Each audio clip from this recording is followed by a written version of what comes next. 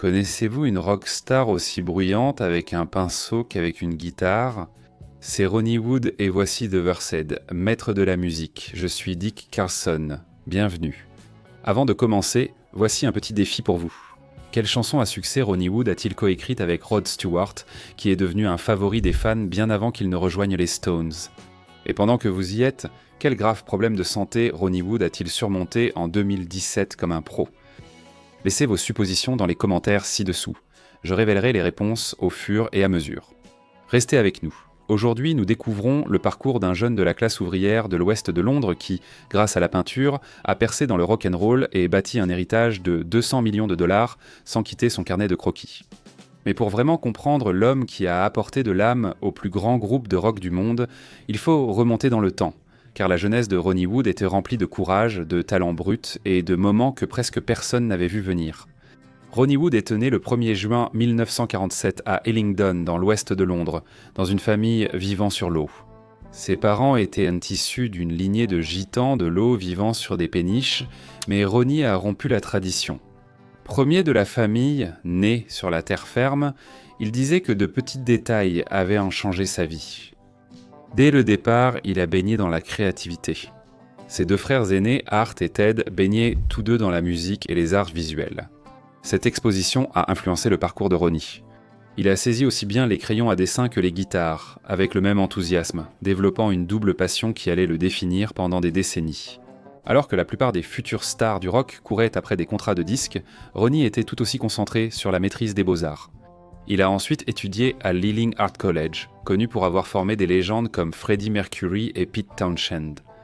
À Ealing, Ronnie a perfectionné ses compétences en dessin et en peinture, capturant le monde qui l'entourait avec des lignes nettes et des couleurs riches, même alors que son jeu de guitare commençait à prendre de l'ampleur. À l'adolescence, la musique n'était plus un passe-temps. À 17 ans, il a eu sa première grande opportunité. J'étais guitariste principal dans un groupe local de R&B nommé Les Birds. Ce n'était pas glamour, mais c'était sa première véritable entrée dans l'industrie musicale. Ronnie était à fond. Le passage de Ronnie avec les Birds a commencé en 1964. Il assurait la guitare solo et écrivait de nombreuses chansons, se formant dans des clubs et lors de petites tournées. Le groupe n'a pas percé, mais pour Ronnie, ce fut une formation intensive en performance, production et vie sur la route. Sa prochaine étape est arrivée en 1967, lorsqu'il a rejoint le groupe Jeff Beck. Cette fois, il est passé à la basse. Ce choix audacieux a été payant. Avec Beck à la guitare solo et Rod Stewart au chant, Ronnie s'est retrouvé dans l'un des groupes les plus influents de la fin des années 60. Ils ont sorti Truth et Beck Ola, aujourd'hui considérés comme des modèles du heavy metal. La musique était forte et agressive, et Ronnie était en plein dedans, aidant à façonner un son qui résonnerait à travers l'histoire du rock. Lorsque le groupe Jeff Beck s'est séparé en 1969, Ronnie était prêt pour son prochain chapitre. La même année, il a rejoint Faces, formé à partir des restes de Small Faces aux côtés de son vieil ami Rod Stewart. Les visages manquaient de raffinement, mais c'était voulu. Bruts, bruyants et authentiques, ils apportaient une allure désinvolte et joyeuse à chaque scène. Le jeu de guitare de Ronnie était au cœur de leur identité, et son talent de compositeur a atteint un sommet lorsqu'il a coécrit Oh là là, un morceau qui allait devenir l'un des hymnes emblématiques du groupe. Mais la musique n'était pas sa seule échappatoire. Pendant cette ascension chaotique, Ronnie dessinait en coulisses, dans les hôtels et le bus de tournée. Ses carnets de croquis capturaient Toronto, ses camarades de groupe en plein morceau, les pauses cigarettes pendant les sessions ou des moments privés, figés à l'encre. Alors que le monde découvrait Ronnie Wood guitariste, il se forgeait discrètement une autre réputation, celle d'artiste. En 1974, Ronnie n'était plus seulement un musicien professionnel, il était une figure reconnue dans deux univers. La scène rock britannique sauvage et imprévisible face à l'univers introspectif et discipliné des beaux-arts. Et ce qui allait suivre allait porter ces deux identités à l'échelle mondiale. En 1975, après le départ de Mick Taylor des Rolling Stones, le groupe était à la recherche d'un nouveau guitariste. Quelqu'un qui pouvait tenir la route musicalement, mais aussi s'intégrer à l'énergie hors du commun du groupe. C'est alors que Ronnie Wood est intervenu. Au début, c'était juste pour la tournée, mais en 1976, il en faisait officiellement partie. Le groupe avait trouvé sa 5e pièce parfaite, et la formation qui allait définir les Stones pour les décennies à venir était enfin fixée. Ronnie a apporté du neuf au groupe.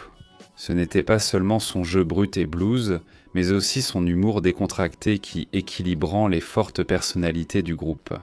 Il apportait joie et chaleur bien plus qu'un simple guitariste. Il est trop vite devenu un élément essentiel du lien émotionnel des Stones, apportant rapidement ses contributions. Au fil des ans, il a joué sur des albums emblématiques des Stones comme Some Girls 1978, Emotional Rescue 1980 et Tattoo You 1981.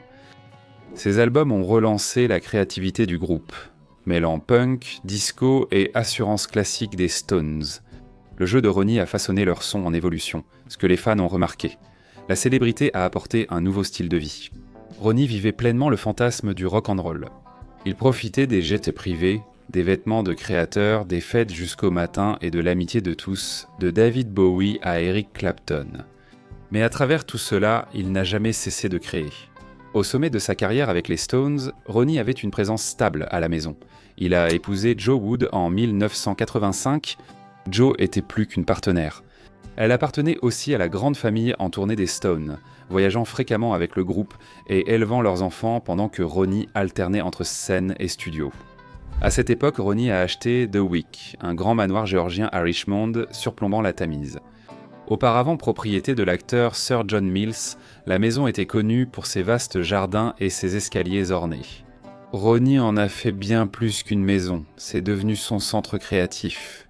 Il a sorti des albums solo, organisé des jam sessions légendaires avec Rod Stewart et d'autres musiciens, et couvert les murs de ses propres œuvres d'art. Derrière le glamour, les choses n'étaient pas toujours stables. Dans les années 80, la consommation d'alcool et de drogue de Ronnie a pris une place croissante dans sa vie. La dépendance n'était pas nouvelle dans le rock, mais pour Ronnie, elle affectait déjà sa santé et ses relations. Il a quand même continué à faire de la musique. Des projets solos comme J'ai mon propre album à faire et Maintenant, Regarde ont révélé sa voix unique hors des Stones. Pourtant, son principal foyer créatif est resté le groupe. Malgré sa vie débridée, Ronnie n'a jamais cessé de monter sur scène, guitare à la main, prêt à mettre le feu. Puis, les années 1990 ont apporté plus de musique et plus de problèmes. Ronnie a poursuivi l'enregistrement et les tournées avec les Rolling Stones sur des albums comme Voodoo Lounge et Bridges to Babylon, jouant dans des stades devant des millions de fans dans le monde. Mais en coulisses, la situation empirait. Des années d'abus commençaient à le rattraper.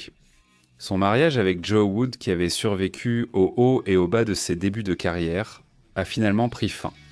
En 2009, le couple a divorcé après des luttes médiatisées avec l'alcoolisme de Ronnie et plusieurs aventures.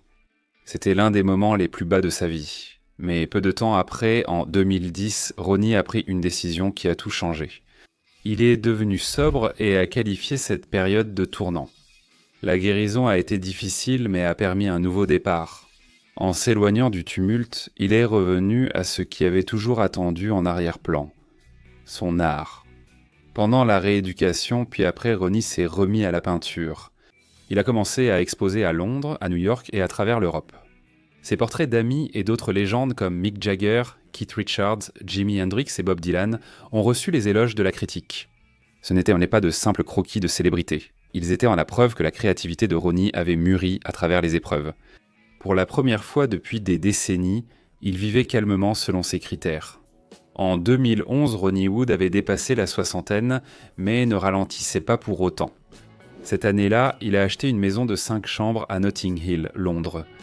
C'est un espace élégant de 381 mètres carrés, surmonté d'un atelier d'art personnel où il pouvait travailler en toute tranquillité. C'était un nouveau départ, mêlant son amour de la créativité à son désir de confort et d'intimité. L'année suivante a apporté un changement encore plus important.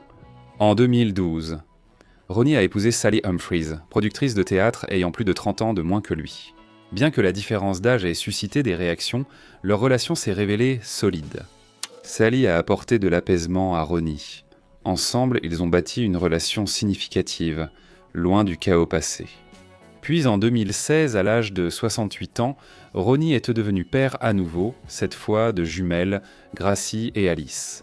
Pour un homme qui avait déjà vécu plus de vie que la plupart, la paternité offrait un nouveau chapitre plein d'émerveillement et de secondes chances.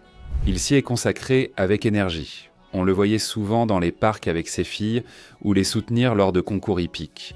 Mais la vie n'était pas sans défis. En 2017, Ronnie a été diagnostiqué d'un cancer du poumon. La nouvelle était grave, mais grâce au dépistage précoce et à sa sobriété, il s'est vite rétabli. Il a attribué sa survie à une vie saine, au fait de rester proche de sa famille et de son art. Même pendant sa convalescence, Ronnie a continué à peindre. Ses œuvres restaient exposées dans des galeries mondiales et très recherchées par les collectionneurs.